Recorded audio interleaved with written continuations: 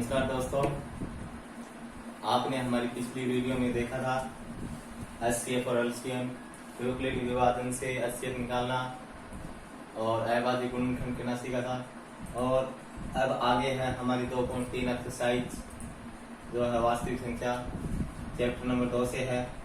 आज हम सीखेंगे अपरिमेय सिद्ध करना और शांत व अशांत परिमेय संख्याओं का दशमलव प्रसार सीखेंगे। तो देखते हैं परिमेय संख्या यानी अपरिमेय संख्या सिद्ध करना। तो एक एग्जांपल है कि सिद्ध कीजिए कि root p plus root q एक अपरिमेय संख्या है जहां पी व क्यू धनात्मक पूर्णांक है। तो सबसे पहले तो अपरिमेय संख्या की परिभाषा देखते हैं। वे संख्याएं जिनका दशमलव प्रसार अशांत व अनावर्ती हो अपरिमेय संख्या कहलाती है। अशांत का अर्थ है कि दशमलव के बाद वो भाग होता है, वो रुकता नहीं है, अशांत। और अनावर्ती का आता है नॉन रिपीटिंग, यानी बार बार रिपीट नहीं होता है इनके। जैसे किसी संख्या में मान लो 20 में 6 का भाग देते हैं, 6 या 18, फिर बचता है 2, फिर पॉइंट लगाते हैं, फिर 0, फिर 6 में भाग देते हैं, दोबारा 6 का 30 में 6 या 18, फिर 2 बचता है, फिर 0। इस प्रकार ये भाग चलता रहता है, 18 आ जाता है, फिर 2 बचता है, फिर 0 उतारने पर इस प्रकार 3, इस प्रकार ये चलता रहता है। ये होता है अपरिमेय संख्या। और परिमेय संख्या होती है p बट्टा q के रूप की होती है और शांत होती है। बहुत जल्दी परिमेय संख्या p बट्टा q के रूप में लिखा जाता है, जबकि अपरिमेय संख्या को p बट्टा q के रूप में नहीं लिखा जा सकता। तो सबसे पहले हम इसे सिद्ध करेंगे अपरिमेय। तो अपरिमेय सिद्ध करते हैं तो इसका विपरीत मानेंगे। विपरीत यानी क्या मानना है हमें, इसका अपरिमेय सिद्ध करना है तो इसको हम मानेंगे परिमेय संख्या। तो माना root p plus root q एक परिमेय संख्या है।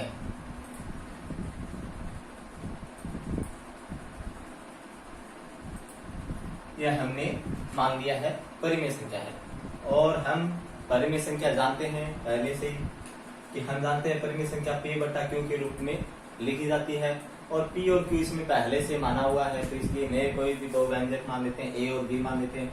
तो हम जानते हैं कि परिमेय संख्या क्या होती है, p बट्टा q। तो p और q तो पहले से आया हुआ है क्वेश्चन में, इसलिए नया a और b मान लेते हैं। a बट्टा b के रूप में होती है।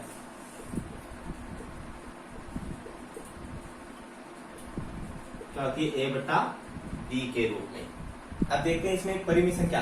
देखो ये भी p प्लस और रूट क्यू भी एक परिमेय है, और जबकि a बट्टा b भी क्या है, परिमेय। ये भी संख्या परिमेय और ये भी परिमेय, दोनों परिमेय है तो क्या होगी, दोनों बराबर होगी। परिमेय संख्या बराबर होती है root p plus root q बराबर a बट्टा में b, दोनों बराबर हो गई।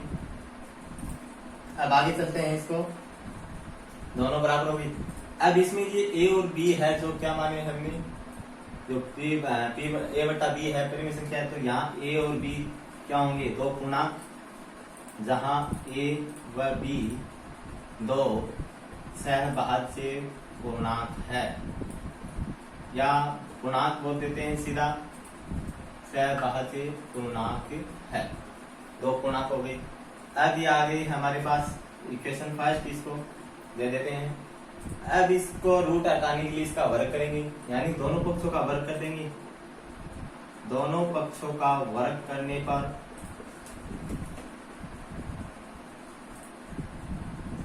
दोनों पक्षों का वर्ग करेंगे तो दोनों साइड लग जाएगा square root p plus root q की स्क्वायर बराबर a बटा में b की स्क्वायर।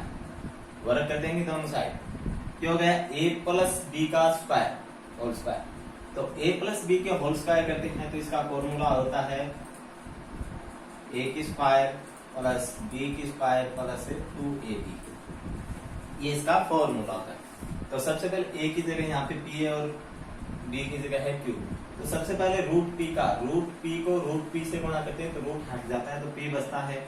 तो रूट p का स्क्वायर हो गया p प्लस q का रूट q का वर्ग हो गया q प्लस 2 टू ए भी आता है। ए का मान यहाँ पे रूट पी है और बी का मान रूट क्यू है, तो रूट पी और रूट क्यू बराबर ए बट्टा में बी, यानी इसका स्क्वायर करेंगे ए का स्क्वायर करेंगे ए स्क्वायर और बी का स्क्वायर करेंगे तो बी स्क्वायर आएगा। अब हमें एक साइड और करना है रूट वाली संख्या और एक साइड बगैर रूट वाली, व्यंजक वगैरह।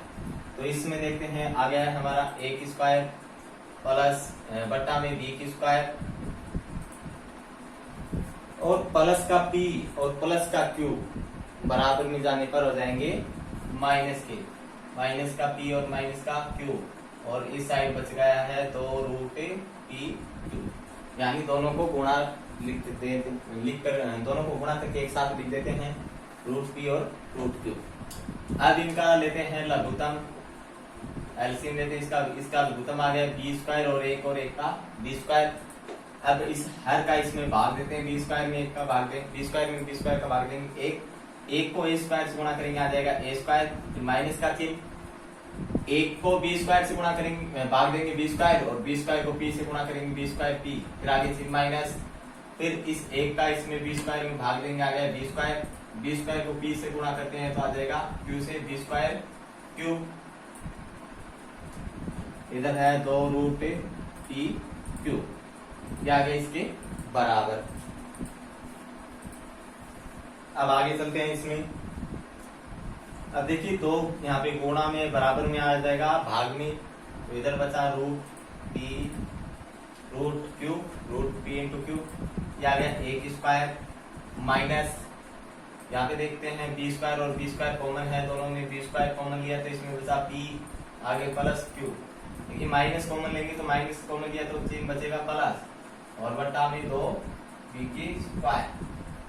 अब देखते हैं इसमें रूट पी और क्यू, ये हमें अपरिमित करना है ना, रूट पी प्लस और रूट क्यू ये, और आगे जो ए और बी हमने माना था ए बट्टा बी, क्या माना था परिमेय संख्या है, इसमें आ रहा है ए और बी दोनों आ रहा है, ए और बी दोनों आ रहा है तो ये दोनों क्या होंगी परिमेय संख्या, तो इतना लिख देंगे हम, चूंकि ए व बी पूर्णांक है, क्या माने थे पूर्णांक है, तो इतनी ये पूरी संख्या क्या होगी परिमेय, A square minus B square into B plus Q बट्टा में दो बी स्क्वायर, यानी ए व बी पूर्णांक है तो इसलिए A square minus B square bracket P plus Q बट्टा में दो बी स्क्वायर ए के परिमेय संख्या होगी, एक परिमेय संख्या होगी, जबकि रूट पी और क्यू एक अपरिमेय संख्या है।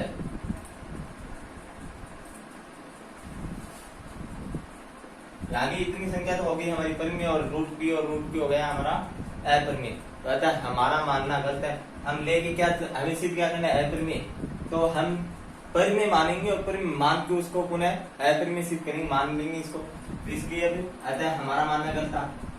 हमने माना क्या था परिमेय, तो वो मानना गलत हुआ है, गलत हुआ तो विरोधाभास हो रहा है, इसमें हमारा मानना गलत है, अतः विरोधाभास प्रकट होता है, अतः विरोधाभास प्रकट होता है, प्रकट होता है। Root p plus root q एक अपरिमेय संख्या होगी।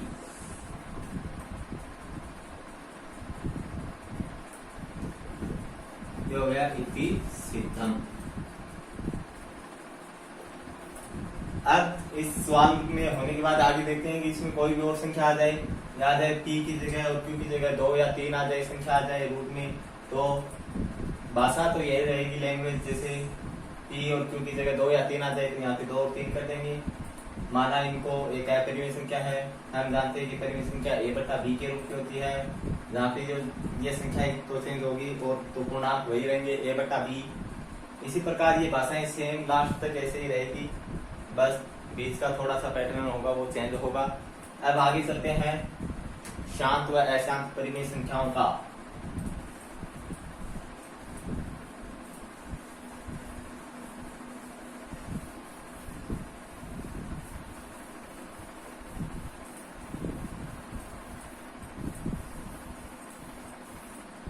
आगे चलते हैं परिमेय संख्याओं का प्रसार। दशमलव प्रसार शांत है या अशांत। दो प्रकार होते हैं इसमें, दो टाइप होते हैं। एक तो फर्स्ट टाइप देखते हैं इसमें शांत व अशांत। पहले देखते हैं शांत व अशांत होता क्या है। पीछे भी बताया था इसमें दशमलव प्रसार अशांत हो तो वो क्या होता है कि दशमलव विभाज्य संख्या रुकती नहीं, आगे चलता रहता है पॉइंटों में भाग। पर शांत और अशांत, शांत होता है 2 की घात n और गुणा 5 की घात n के रूप में हो गुणनखंड, तो यह शांत होगा। अगर ये नहीं मिले तो वो अशांत होगा। यानी ऐसे आ जाए 2 गुणा 3 तो वह अशांत होगा। इन 2 और 5 दोनों होना चाहिए इसमें। और यदि ये आ जाए 2 गुणा 5, 2 गुणा 5 इतना तो शांत होता है। इसमें अगर 7 और लग जाए या 3 लग जाए, कुछ भी लग जाए, वो अशांत हो जाएगा। तो कोई सवाल नहीं करते हैं, जैसे 17/50। तो 17/50 इसमें 2 टाइप, एक तो है कि बताइए कि दशमलव प्रसार शांत है या अशांत, दूसरा टाइप होगा कि दर्शाइए। तो पहले देखते हैं इसमें बताना है कि इसमें कि बताइए या बताइए कि दशमलव प्रसार शांत है या अशांत, यह बताना है इसमें। तो जो उपअंश होता है वैसा वैसा, और हर का करते हैं अभाज्य गुणनखंड, जो पीछे किया था अभाज्य गुणनखंड 50 का करते हैं। इसमें लास्ट टाइम 0 आ चुका है तो इसमें 2 का भाग जाएगा, 50 में 2 का भाग देंगे तो 25, फिर 25 में 5 का भाग जाएगा 5 बार, फिर 5 में 5 का 1 बार। तो यह आ गया 2 गुणा 5 की घात 2। तो यह किसके रूप की है? 2 और 2 की घात m और 5 की घात m की रूप है। 2 की घात यहाँ पे कितनी है? 1 और 5 की घात 2 है। यह है 2 की घात m गुणा 5 की घात n के रूप की है, अतः यह शांत है। इसी प्रकार कोई क्वेश्चन नेक्स्ट करते हैं, जैसे 17/6। तो इसमें बताया कि बताइए कि दशमलव प्रसार शांत होगा। तो इसमें देखते हैं यही संख्या आ जाएगी, बताइए कि दशमलव प्रसार शांत है या अशांत, शांत है या अशांत। तो सबसे पहले 17 अंश सेम और हर का करते हैं अभाज्य गुणनखंड 6 का। 6 में 2 का भाग दिया 3 और 3 में 1, तो क्या आ गया? 2 गुणा में 3, 2 गुणा 3 आ गया। तो यह है 2 गुणा 5 के रूप का तो है नहीं, अतः यह 2 की घात m गुणा 5 की घात n के रूप का नहीं है, यह अशांत है। ये हो गया अशांत और शांत। अब इसमें आगे और एक दो क्वेश्चन और करते हैं। इसमें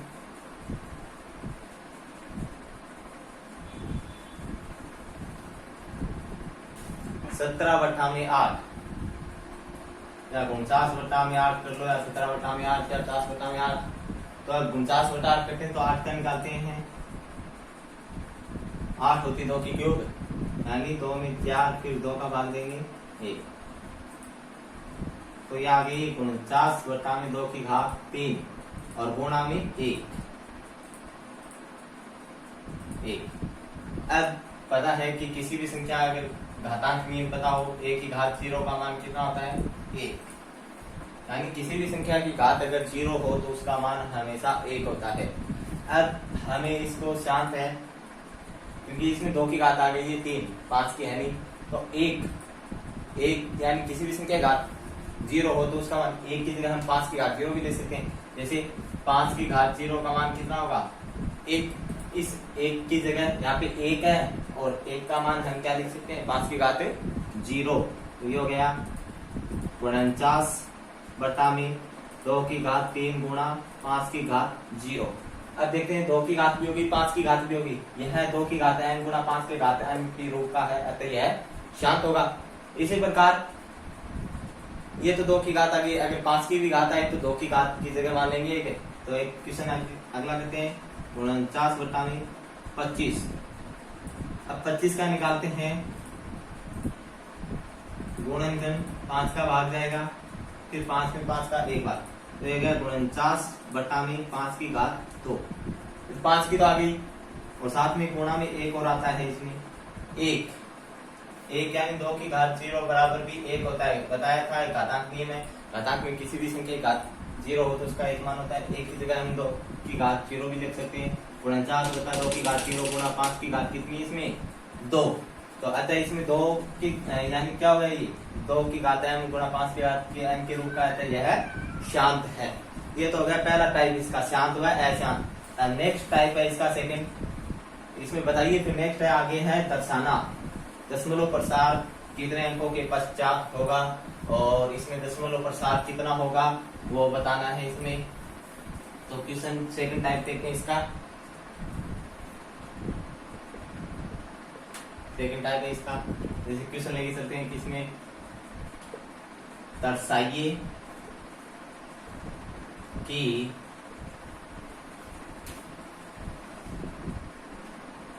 16 बटा में 80 का दशमलव प्रसार शांत है, दशमलव प्रसार शांत है, और दशमलव कितने अंकों के पश्चात अंत होगा, दशमलव का कितने अंकों के पश्चात अंत होगा, कितने अंकों के बाद या पश्चात अंक होगा, ये इसमें दर्शाना है। तो सबसे पहले तो इसमें देखते हैं 16, और देखते हैं इसमें शांत तो इसमें पहले से दिया हुआ होगा, क्योंकि इसमें लगभग शांत दिया होगा, इसमें पहले से कि दशमलव प्रसार शांत है, इसको दर्शाना है। और देखिए 80 नीचे 80 है तो 80 का गुणनखंड निकालते हैं, 2 का भाग देंगे 40, फिर 2 का भाग देंगे 20, 2 का भाग देंगे इसमें 10, फिर 2 का भाग देंगे 5, फिर 5 में 1, तो इसमें आ गई 2 की घात 4 और गुणा में 5। अब इसमें दर्शाने के लिए इसमें दोनों की घातें बराबर करनी पड़ेगी इसमें, यानी 2 की घात n और गुणा 5 की घात n बनानी पड़ेगी, इसको दोनों बराबर बनाना पड़ेगा।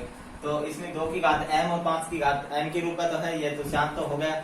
अब इसमें ये हो गया 16, अब ये हो गया 2 की घात 4 और गुणा 5 की घात 1 है इसमें, और घात अगर गुणा में घातांक नियम होता है कि 1 की घात n गुणा 1 की घात n, तो इसमें क्या होती है घातांक जुड़ती है, यानी अगर m प्लस n ये घातांक नियम है इसका, घातांक जुड़ेगी इसमें, तो इसमें 5 की घात 1 है और गुणा में 5 की घात 3 करेंगे तो 5 की घात कितनी हो जाएगी 4, तो ये भी 2 की घात 4, ये भी 5 की घात क्या हो जाएगी 4 बराबर, तो 5 की घात 3, तो यहाँ पे जितना 5 की घात 3 लगाए ऊपर भी उतना ही 5 की घात 3 लगाना पड़ेगा।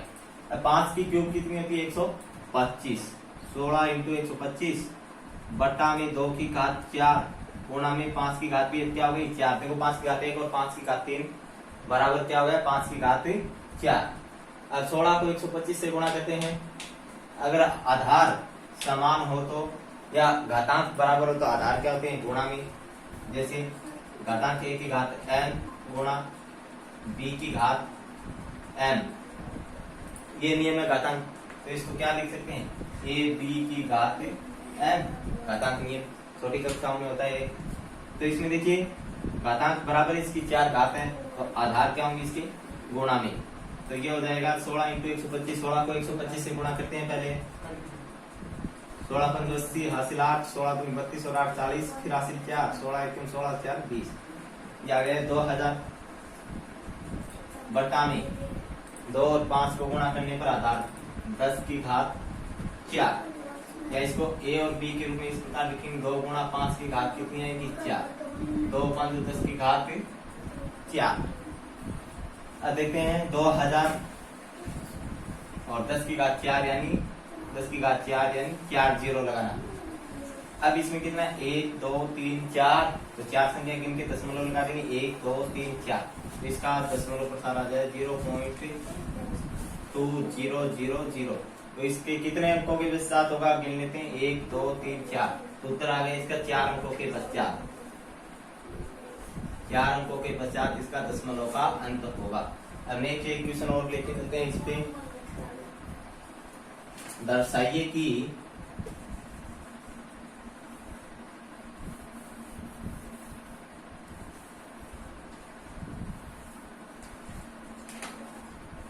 दर्शाइए कि जैसे 37 बटा में 8 में इसमें 25 कर लो, 25, 37 बटा 25, तो ये हो गया 37 बटा में 25 यानी 5 की स्क्वायर होती है, जो होगी 5 की स्क्वायर, ये होगी 5 की स्क्वायर तो होगी। अब इसको बराबर करेंगे तो इसमें 2 की घात 2 लगा देंगे, ये इसको शांत बनाएंगे तो 2 की घात क्या हो जाएगी 2, या इसमें 2 की घात 0 तो कर सकते हैं क्योंकि 2 की घात 0 का मान क्या होता है 1 होता है, पर हमें इन घातों को बराबर करना है तो इसमें 2 की घात 2 और ऊपर भी 2 की घात 2 से गुणा। अब 2 की घात 2 का मान कितना होता है 4 गुणा में 37, और इसी प्रकार इसमें घातांक देखिए, आधार इस घातांक बराबर है 2 और 2 तो इसका आधार गुणा में हो जाएगा, यानी 2 गुणा 5 की घात 2, यानी क्या हो जाएगा 2 गुणा 5 की घात 2। अब 37 को 4 से गुणा कर दो, 4 7 28 बचे 2, 4 3 12 और 2 14, और 2 और 5 को गुणा करने पर 10 की घात 2, ये आ गया 148 और 10 की घात 2 यानी 100, 10 का वर्ग। अब कितना जीरो है 2 जीरो, तो 2 संख्या बाद इसका दशमलव लगा देंगे 1.48, तो इसमें दशमलव का अंक 2 अंकों के पश्चात होगा, कितने अंकों के 2 अंकों के पश्चात। अगर हमारी वीडियो पसंद आए तो लाइक शेयर और कमेंट करें, और हमारे चैनल को साइंस एंड मैथ को सब्सक्राइब करें और बेल आइकन पर क्लिक करें, जिसमें आपको हमारी वीडियो नोटिफिकेशन में प्राप्त हो जाए। धन्यवाद।